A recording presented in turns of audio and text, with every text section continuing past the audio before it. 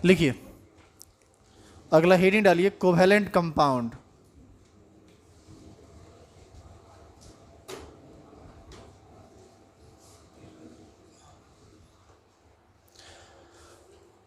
Covalent compound, arrow दीजिए और लिखिए compound which contain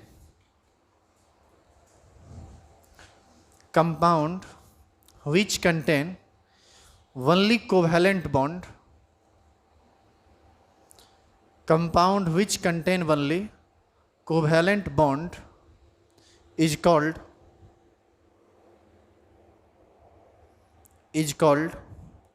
covalent compound. Compound which contain only covalent bond is called covalent compound. नीचे arrow देके लिखिए, लिखेंगे covalent bond is formed by covalent bond is formed by covalent bond is formed by only non-metal atoms. Covalent bond is formed by only non-metal atoms. आप एक चीज़ याद कीजिए, सुनिएगा ध्यान से, आयनिक बॉन्ड किस किस एटम के बीच बनता था? मेटल एटम और नॉन मेटल एटम के बीच ना। तो आयनिक बॉन्ड हमेशा मेटल एटम और नॉन मेटल एटम के बीच बनता है, जबकि कोवैलेंट बॉन्ड हमेशा किसके बीच बनता है? Non metal. जब नॉन मेटल के साथ जुड़ेगा तभी कोवैलेंट बॉन्ड का फॉर्मेशन होता है, किसी दूसरे केस में इसका फॉर्मेशन नहीं होता है। नीचे एरो दीजिए और लिखिए all organic compounds are covalent in nature. All organic compounds are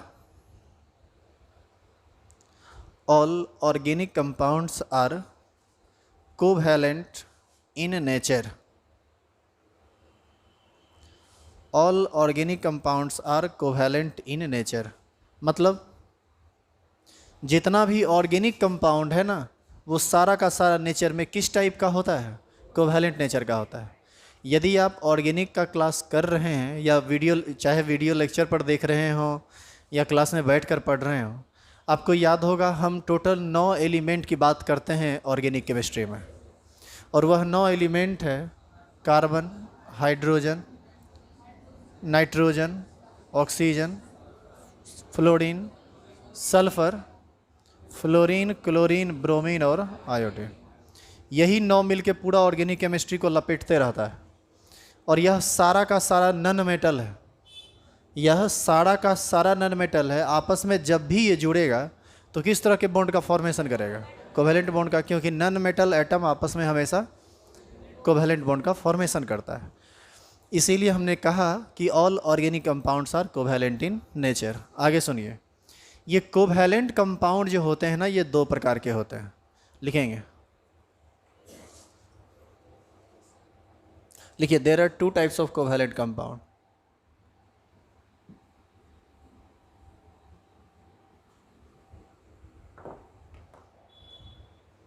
there are 2 types of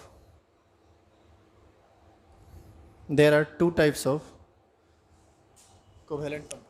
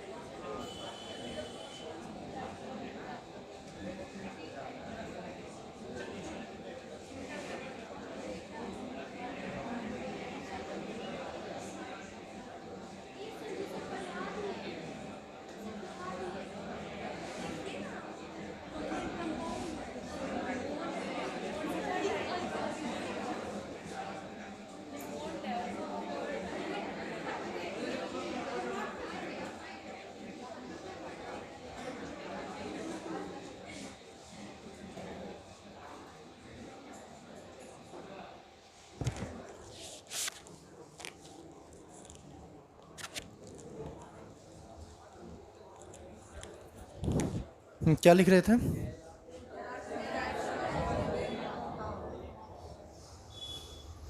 हाँ, कोवैलेंट कंपाउंड ये कितने प्रकार के होते हैं? 2 प्रकार के। देखिए, अलग अलग बेस पर हम इसको अलग अलग तरह से डिफाइन करते हैं। जैसे आप पहले बातों को समझिएगा, फिर हम इसको डिफाइन करेंगे।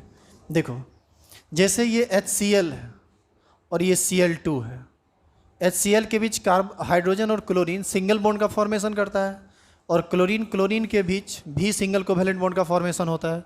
हाइड्रोजन क्लोरीन भी नॉन मेटल है, क्लोरीन क्लोरीन भी नॉन मेटल है, दोनों के बीच बना हुआ बॉन्ड भी कोवैलेंट, दोनों में कोवैलेंट बॉन्ड। सुनिएगा ध्यान से, यहाँ पर इलेक्ट्रोनिगेटिविटी डिफरेंस है। आप यदि पढ़े हैं वो इलेक्ट्रोनिगेटिविटी पीरियोडिक टेबल के लास्ट में बताए थे ना, तो आपको याद होगा इस पर पार्शियल नेगेटिव चार्ज आता है और इस पर पार्शियल पॉजिटिव, और इस पर किसी भी तरह का चार्ज नहीं आता है।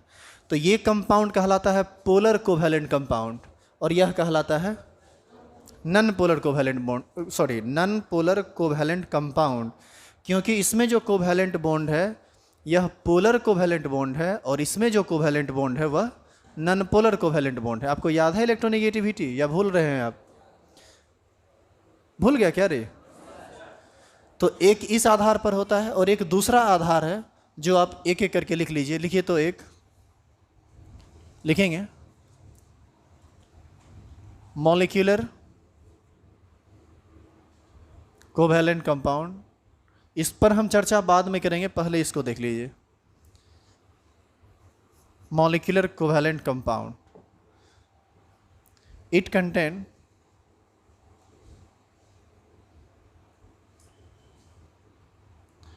discrete molecular unit।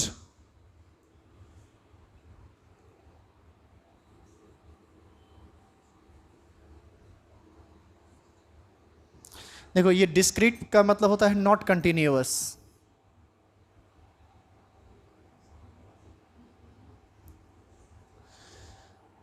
अब ये हम क्या लिख दिए हैं, जब आप दोनों पढ़िएगा तभी आपको समझ में आएगा। पहले आप एग्जाम्पल लिख के सिर्फ उतारिए, बाद में हम समझा देंगे आपको। जैसे CO, H2O, HCl, HBr, ETC। और दूसरा होता है network covalent compound. It contain extensive 3-dimensional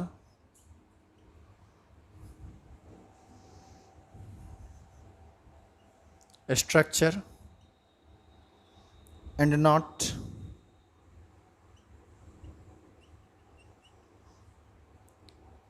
discrete units, discrete molecular units।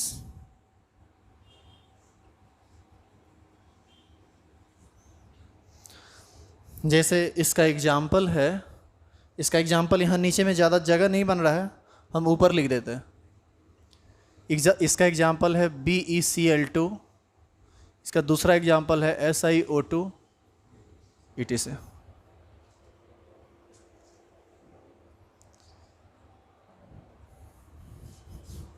अब आप दोनों में अंतर समझिए। डेफिनेशन से ये बहुत ज़्यादा आपको समझ में नहीं आया होगा।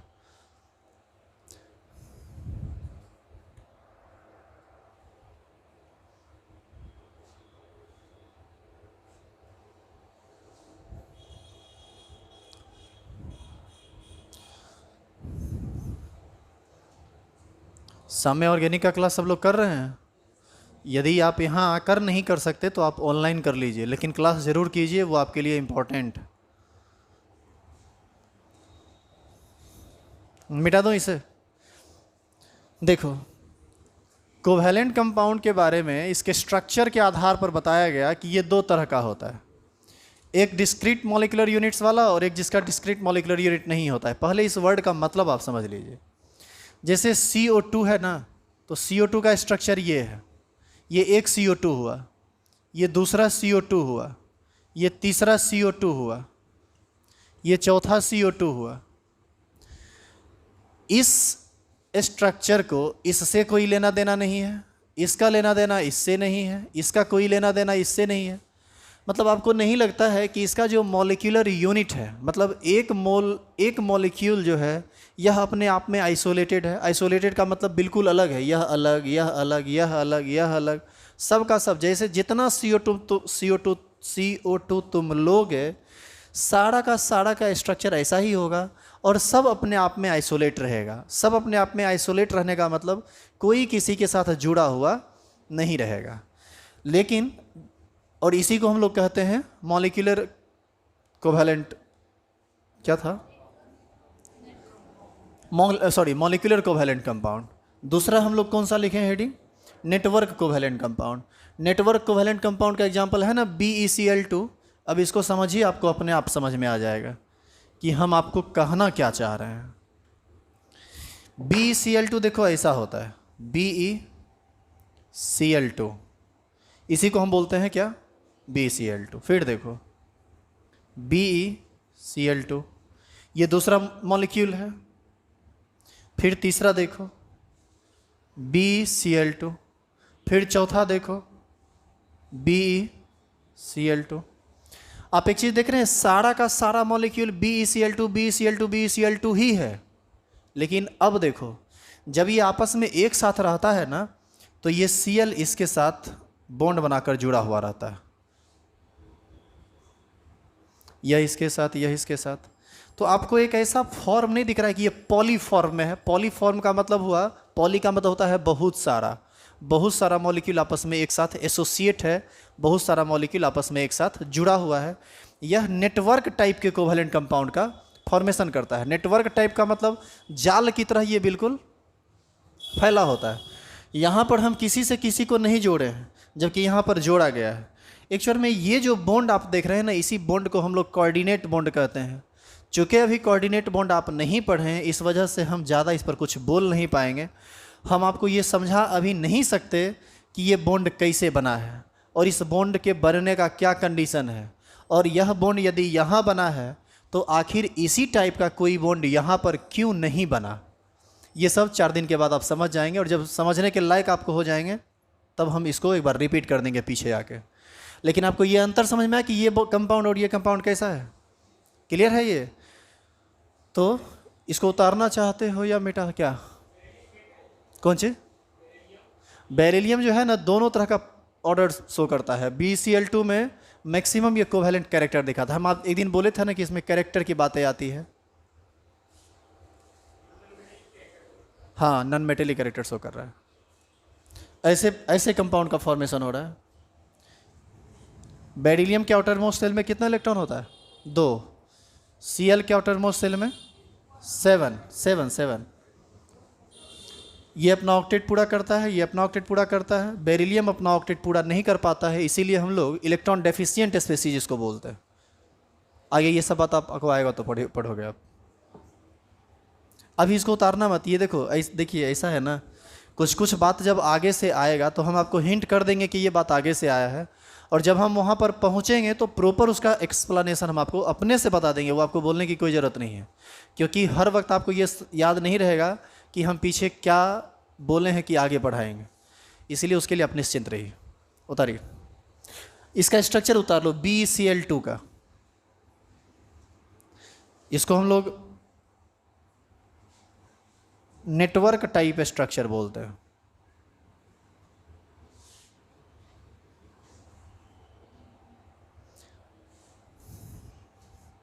तो ये डिस्क्रीट यूनिट्स नहीं है इसका मॉलिक्यूलर वेट। डिस्क्रीट यूनिट्स का मतलब आइसोलेट नहीं है, अलग नहीं है, कंटिन्यूअस नहीं है।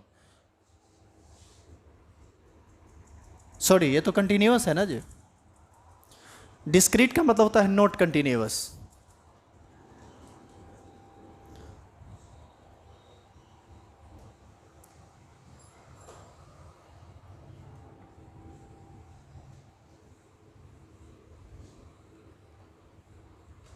अभी एक और स्ट्रक्चर हम लिए थे ना, क्या लिए थे, SiO2। SiO2 का देखो स्ट्रक्चर कैसा होता है। मिटा दो इसे, देखो इधर SiO2। इसका जब बनाओगे ना, फॉर्मेशन जब होता है ना इसका, तो एक SiO2 यहाँ रहता, दूसरा यहाँ रहता, तीसरा यहाँ रहता, चौथा, पांचवा, छठा। यदि आपस में ये कहीं भी जुड़ा हुआ नहीं रहता तो हम कहते कि यह एक सिंपल स्ट्रक्चर है, ये डिस्क्रीट यूनिट है। सब मॉलिक्यूलर यूनिट आपस में अलग अलग है, एक को दूसरे से कोई मतलब नहीं है। लेकिन एक्चुअल में ये ऐसे रहता नहीं है। इसका जो स्ट्रक्चर होता है ना, SiO SiO SiO, इस तरह से ये लगातार जुड़ा हुआ रहता है। फिर देखो O Si, इस तरह से, मतलब अल्टरनेट ये जोड़ना पड़ता है। अभी आप लिखना चाहते हैं इसको क्या, इस यूनिट को भी आप मत लिखिए, इसलिए मत लिखिए काहे कि इसका जो बात है ना अभी आपको समझ में नहीं आएगा, तो इसको छोड़ दीजिए, अभी आप मत लिखिए। मतलब हम आपको सिर्फ ये बोले कि SiO2 यहाँ पर नेटवर्क टाइप स्ट्रक्चर बना देता है। सब SiO2 ना एक दूसरे के साथ कॉम्पैक्टली जुड़ जाता है, इसीलिए हम लोग इसको नेटवर्क टाइप स्ट्रक्चर कहते हैं। स्टार लगाइए, लिखिए there are 2 types of covalent bond.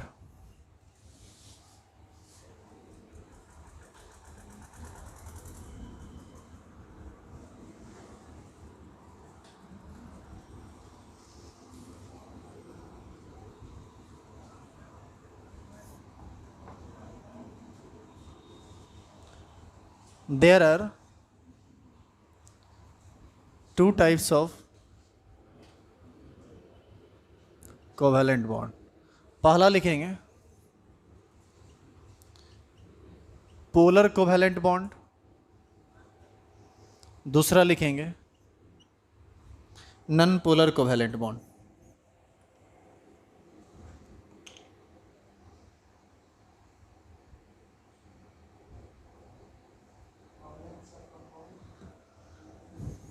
पहले बॉन्ड पढ़ लो।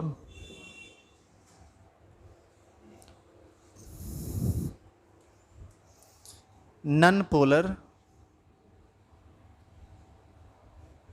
कोवैलेंट बॉन्ड, पहला हेडिंग डालेंगे पोलर कोवैलेंट बॉन्ड।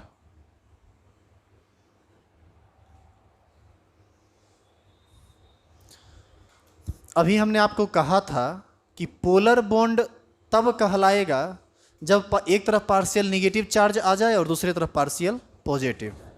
और ऐसा कब होगा? ऐसा तब ना होगा जब कोई कोवैलेंट बॉन्ड दो ऐसे एटम के बीच बने जहां पर इलेक्ट्रोनिगेटिविटी का डिफरेंस हो, कोई अधिक इलेक्ट्रोनिगेटिव हो और कोई कम। जैसे HCl में क्लोरीन का इलेक्ट्रोनिगेटिविटी ज़्यादा होता है, हाइड्रोजन का कम होता है।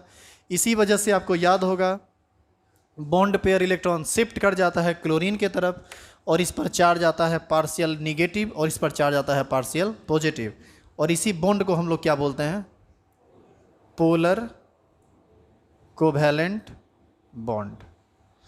और इसका जब दूसरा एग्जांपल, दूसरे का जो नॉन पोलर है, उसमें हम लोग Cl2 को लेते हैं। Cl के बीच दोनों का इलेक्ट्रोनिगेटिविटी सेम है, तो इस पर कोई चार्ज नहीं आता है, इस पर कोई चार्ज नहीं होता है, तो इसको हम लोग क्या बोलते हैं? नॉन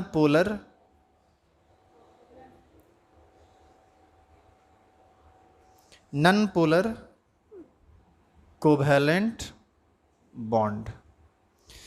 तो हम दोनों को कैसे डिफाइन करें? हम लोग कह सकते हैं covalent bond which is formed by 2 atoms having different electronegativity is called polar covalent bond. और नॉन पोलर कोवैलेंट बॉन्ड को कैसे डिफाइन करेंगे?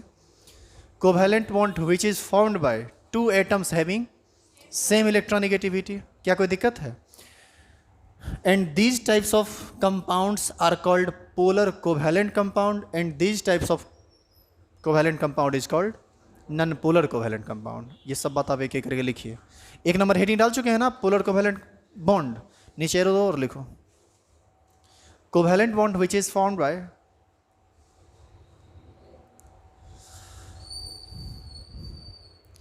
Covalent bond which is formed by 2 atoms, covalent bond which is formed by 2 atoms having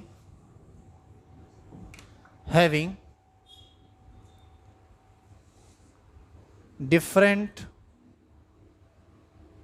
electronegativity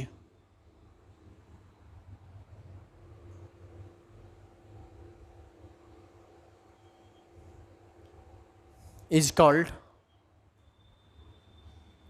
polar covalent bond, is called polar covalent bond, and these types of compounds are called, हाँ जी इसी में, and these types of compound are called polar covalent compound, polar covalent compound और polar compound, polar covalent compound और polar compound, सिर्फ polar covalent compound या फिर सिर्फ polar compound भी कहते हैं। एग्जाम्पल लिखेंगे, एग्जाम्पल लिखिए HCl, HCl स्ट्रक्चर यही होता है ना, ये है मोड इलेक्ट्रोनिगेटिव और हाइड्रोजन है लेस इलेक्ट्रोनिगेटिव। इसी वजह से क्लोरीन बॉन्ड पेयर को अपनी ओर शिफ्ट करवा लिया है और इस पर पार्शियल नेगेटिव और इस पर पार्शियल पॉजिटिव चार्ज क्रिएट हुआ है। याद कीजिए पीरियोडिक टेबल का लास्ट क्लास यही पढ़ना समाप्त हुआ था।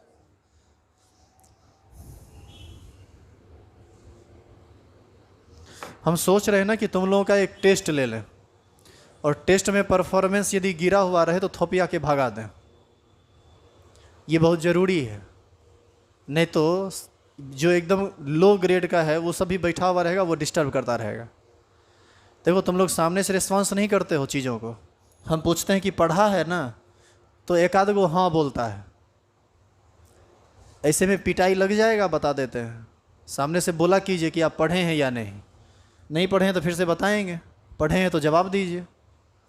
लेकिन दिक्कत ये है ना कि पढ़े भी हैं और जवाब भी नहीं देंगे। क्यों?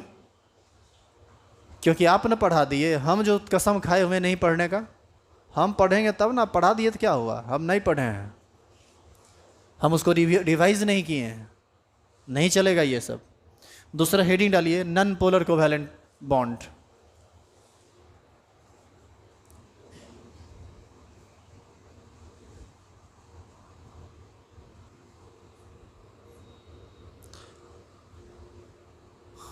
Non polar covalent bond.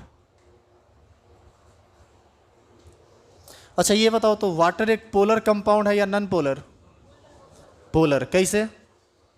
यहाँ पर ऑक्सीजन और हाइड्रोजन के बीच बॉन्ड बनता है, तो ये इलेक्ट्रॉन ऑक्सीजन की तरफ शिफ्ट कर जाएगा, इसका भी इलेक्ट्रॉन बॉन्ड पेयर ऑक्सीजन की तरफ शिफ्ट कर जाएगा। इस पर पार्शियल पॉजिटिव और इस पर partial negative.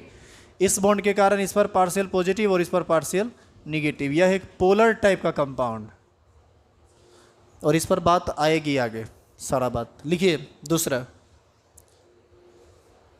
Covalent bond which is formed by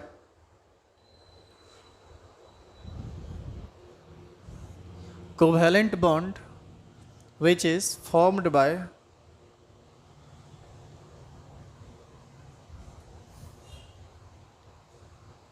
two atoms having same electronegativity, two atoms having same electronegativity is called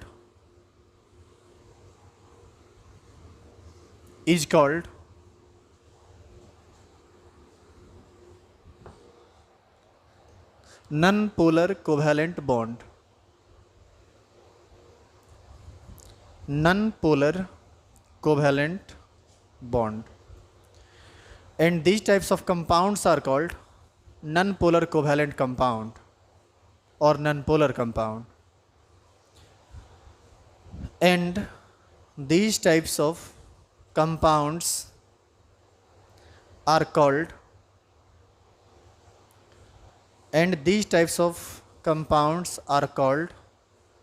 non-polar covalent compound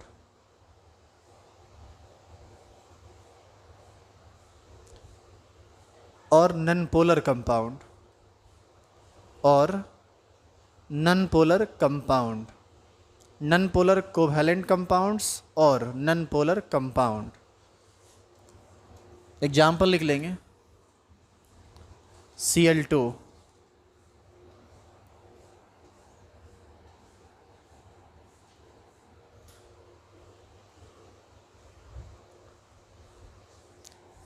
उतारिए।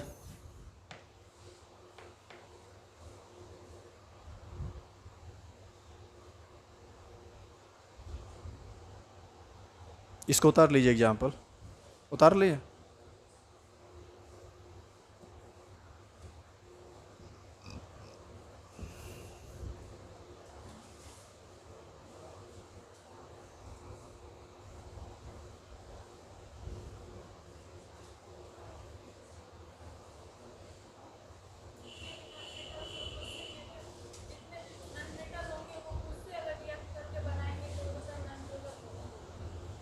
वो सब नन पोलर नहीं होगा, इलेक्ट्रोनिगेटिविटी सेम रहेगा तब। जैसे HOH, हाइड्रोजन भी नन मेटल है, oxygen भी नन मेटल है, ये दोनों आपस में बंधा, बॉन्ड बनाया, हाँ सेम रहेगा तब। बढ़िया। यहाँ तक किसी को कोई परेशानी है? हेडिंग डालिए, कोवैलेंसी। आप याद कीजिए, इससे पहले आप पढ़े हैं वैलेंसी और अब क्या पढ़ रहे हैं? कोवैलेंसी। दोनों में अंतर है। क्या अंतर है ये सुन लीजिए। वैलेंसी आयनिक बॉन्ड के लिए, वैलेंसी उस एटम के लिए वैलिड है जो अपना ऑक्टेट पूरा करने के लिए इलेक्ट्रॉन का लॉस गेन करता है। और इलेक्ट्रॉन का यदि लॉस गेन होगा तो किस बॉन्ड का फॉर्मेशन होगा? आयनिक बॉन्ड का। तो वहाँ पर हम बात करेंगे कोवैलेंसी का। जैसे सोडियम एक इलेक्ट्रॉन निकाल कर ऑक्टेट पूरा करता था और क्लोरीन एक इलेक्ट्रॉन गेन करके पूरा करता था, तो सोडियम का जो वैलेंसी हुआ था वो +1 हुआ था और क्लोरीन का कोवैलेंसी -1 हुआ था। तो वैलेंसी जो वर्ड है यह आयनिक बॉन्ड के लिए आता है। कोवैलेंसी वर्ड जो है वह यह किसके लिए आता है? यह कोवैलेंट बॉन्ड के लिए आता है। और कोवैलेंट बॉन्ड में कोवैलेंसी क्या होता है? कोई भी एटम दूसरे एटम के साथ जितना इलेक्ट्रॉन का शेयरिंग करता है या जितना इलेक्ट्रॉन का शेयरिंग करेगा उतना ही कोवैलेंट बॉन्ड का फॉर्मेशन होगा। तो आप इसको दो तरह से कह सकते हैं, कोई एक एटम दूसरे एटम के साथ जितना कोवैलेंट बॉन्ड का फॉर्मेशन करता है वही कहलाता है उसका covalency.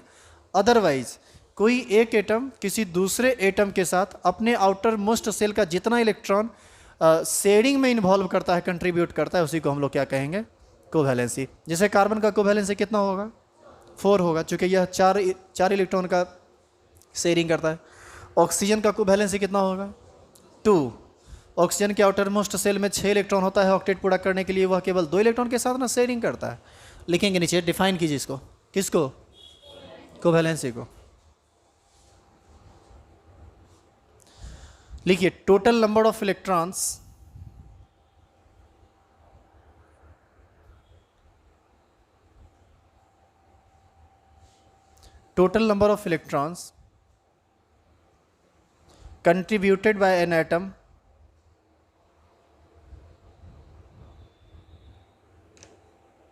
contributed by an atom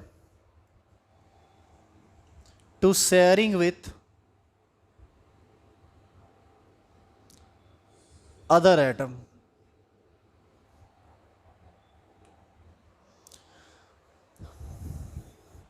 To sharing with other atom is called covalency. Is called covalency. अभी क्या लिखे? टोटल नंबर ऑफ इलेक्ट्रॉन्स लिखे हैं ना? Total number of valence electron लिख दीजिए, ये ज़्यादा सही रहेगा। Total number of valence electron. Valence electron का मतलब वह इलेक्ट्रॉन जो एटम के आउटर मोस्ट सेल में होता है। और वैसे भी कोवैलेंट बॉन्ड का फॉर्मेशन या बॉन्ड का फॉर्मेशन जब होता है तो वह जनरली आउटर मोस्ट इलेक्ट्रॉन का ही होता है। और करके इसका दूसरा डिफिनेशन लिखिए।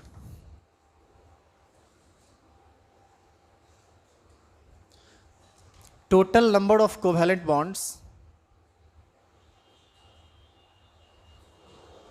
total number of covalent bond formed by an atom, total number of covalent bond formed by an atom with other atom, is called covalency, is called covalency. देखिए ये दोनों बात जो लिखा हुआ है ना, ये कोई अलग अलग बात नहीं है. कोई एटम दूसरे एटम के साथ जितने इलेक्ट्रॉन का शेयरिंग करेगा उसी को हम कोवैलेंसी कहते हैं, और जितने इलेक्ट्रॉन का शेयरिंग करेगा उतना ही कोवैलेंट बॉन्ड का फॉर्मेशन करेगा. इसीलिए total number of covalent bond भी क्या कहलाएगा, उस एटम का कोवैलेंसी. जैसे कार्बन हमेशा 4 इलेक्ट्रॉन शेयर करता है तो हमेशा 4 बॉन्ड का फॉर्मेशन करता है. दोनों तो एक ही बात हुआ, दोनों केस में तो 4 ही आया ना, तो दोनों स्थिति में कोवैलेंसी कितनी हो जाएगी, 4. अब जानिए ये जो कोवैलेंसी होता है ना एटम का, वो जनरली ग्रुप नंबर -8 के बराबर होता है. जैसे हम क्या बोल रहे हैं, लगता है कि हम उल्टा बोल रहे हैं. 8 माइनस ग्रुप नंबर होता है. मैं आपको ये लिख के साबित कर देता हूं. आप लिखिए तो, नीचे लिखिए तो, लिखेंगे generally covalency, generally covalency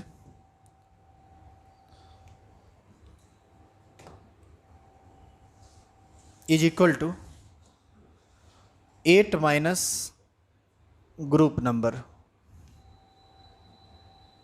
generally covalency is equal to 8 minus group number.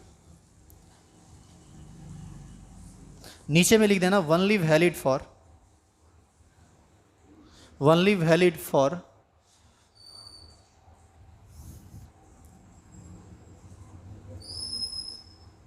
4A 5A 6A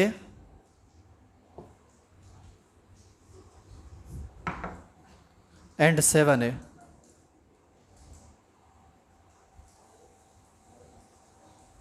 group.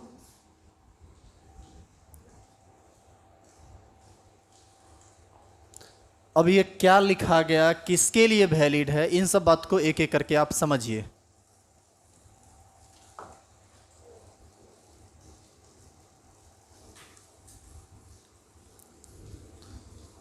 अभी आपको लिखना कुछ भी नहीं है, बातों को समझना है.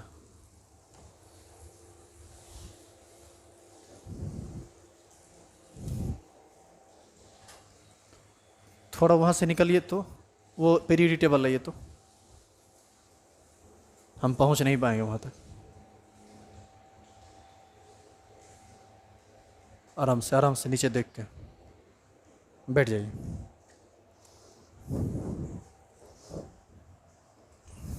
देखो ध्यान दो आप, हम लोग इसी को ना 4A ग्रुप कहते हैं. 4A ग्रुप, या इसी को 14th ग्रुप भी कहा जाता है. हम लिखे हैं अभी कुछ लिखना मत, ग्रुप नंबर, और यहां पर हम लोग लिखते हैं वैलेंसी. हम ग्रुप नंबर 14 कहें या इसी को 4A कहें, आपको याद है ये दोनों एक ही बात हुआ करता था.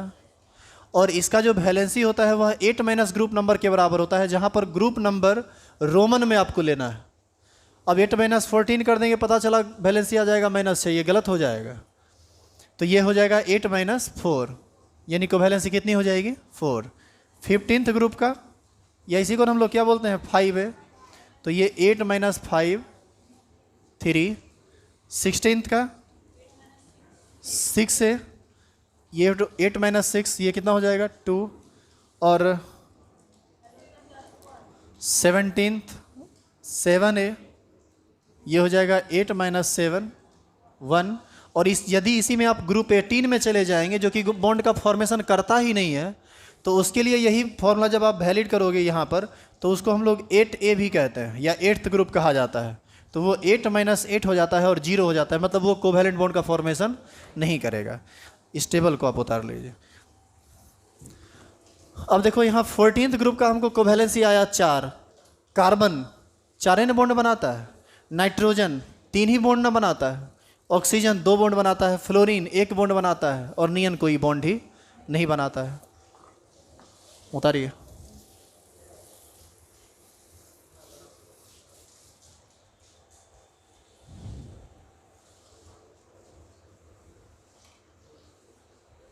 रहने दे, उतारिए।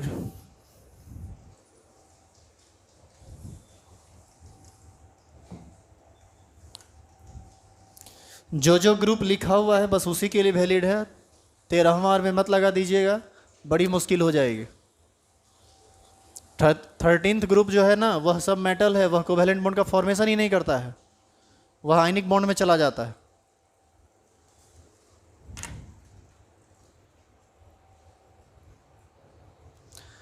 आउटर मोस्ट सेल में यदि 3 या 3 से कम इलेक्ट्रॉन हो ना, तो वह कोवैलेंट बॉन्ड बनाएगा ही नहीं, वह सारा का सारा बनाएगा आयनिक बॉन्ड और अपना ऑक्टेट पूरा करेगा इलेक्ट्रॉन लूज करके। इसीलिए कोवैलेंसी हमेशा नन मेटल के केस में वैलिड है, और ये none metal group 14th 15th 16th 17th इस सब से आता है। मिटा दें इसको।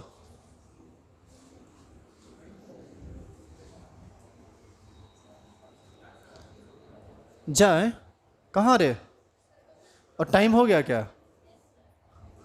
अच्छा, इसको बना के लाना घर से। यहाँ पर लिखो एलिमेंट्स और यहाँ लिखिए वैलेंसी।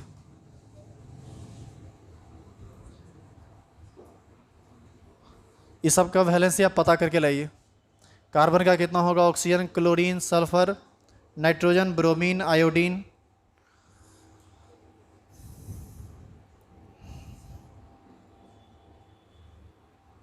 इस सब का कोवैलेंसी पता कर लेंगे आप। कोवैलेंसी पता करने के लिए यह हर हाल में पता होना चाहिए कि यह किस ग्रुप का एलिमेंट। जैसे कार्बन चौथा ग्रुप का है, 8 - 4 4। ऑक्सीजन 8 - 6 2। ये 8 तो फॉर्मूला में है, 8 ये जो 4 6 लिख रहे हैं वो क्या है? वो इस एटम का ग्रुप नंबर है। क्लोरीन 8 - 7 17th ग्रुप 7A से बिलोंग करता है, 1। सल्फर 8 - 6 2। क्या हुआ? अच्छा, होमवर्क दिए थे, उतार लीजिए, अपने से बना लीजिएगा।